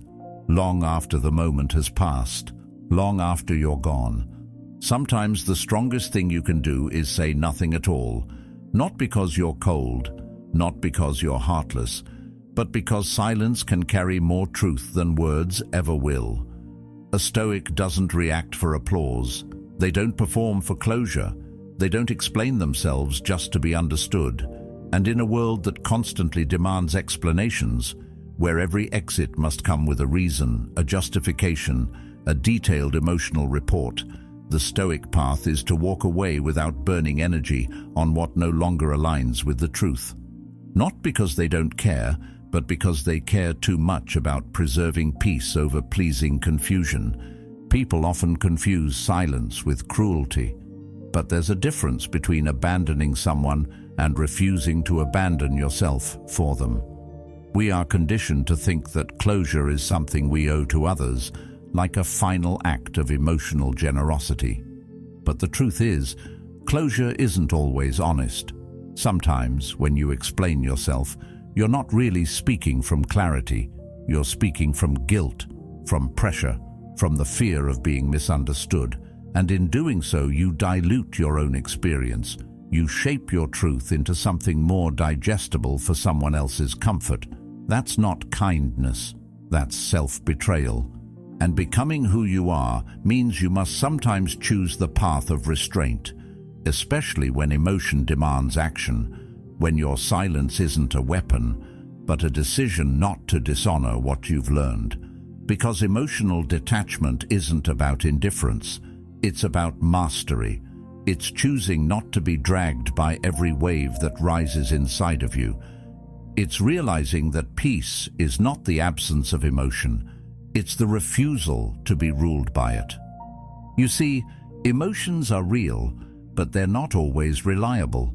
They arrive like weather, intense, unpredictable, often misunderstood. But just because you feel something doesn't mean you need to act on it. The Stoics understood this well. They practiced the art of pausing, of observing, of holding back, not to suppress but to see clearly. When you detach emotionally, you don't turn numb, you become precise. And that precision allows you to say, "This doesn't deserve my explanation," because not every story needs to be retold. Not every pain needs to be validated. Some things are better left as they are, unfinished, unspoken, unchained. There's a strange dignity in silence. It doesn't seek approval. It doesn't beg to be understood. It simply holds its ground. That's why it's so unsettling to others, because we live in a world that believes louder is stronger. But the Stoic knows better. Stillness isn't weakness. It's strength without the noise. And sometimes, when you withhold your response, you're not withholding love. You're protecting it. You're refusing to give away something sacred just because someone else can't sit with the discomfort of not knowing. Silence in this way becomes a boundary, not a punishment, but a declaration. I will not explain myself just because you're uncomfortable with not knowing. I will not abandon the clarity I worked so hard to build just to help you feel a little better about losing access to me. That is not cruelty. That is clarity. That is self-respect. And this doesn't mean you don't feel. It means you've learned to feel without drowning, to observe without reacting, to care without attaching your worth to the outcome. This is what separates the emotionally entangled from the emotionally aware. One is ruled by what they can't control. The other lives by the principle that power comes from restraint, from knowing that silence isn't emptiness. It's a presence too full to be reduced to words. The more you grow, the more you'll realize how rare peace is, and how expensive it becomes to explain yourself to people who only want to argue with your silence, not understand it. There's a point in your journey where you must ask, am I speaking to connect or to be accepted? And if the answer leans toward validation, the Stoic inside you knows to step back. Not as an act of pride, but as an act of protection. For you cannot teach someone who is only listening for permission to stay the same. Emotional detachment is not a wall, it's a filter. It doesn't shut people out. It lets clarity in. It allows you to say, this is not mine to fix. This is not mine to explain. This is not mine to carry. And in that release, you find yourself again. Not diluted by their expectations, not buried under their confusion, but standing in quiet conviction, still, clear, untouched by the chaos you chose not to engage. Seneca once wrote, "He who is brave is free." And bravery isn't always loud. Sometimes bravery is staying silent when everything inside you wants to shout. It's resisting the temptation to clarify your worth. It's recognizing that walking away without a word isn't abandonment, it's alignment with your values, with your growth, with the version of yourself that no longer needs to be explained in order to be valid.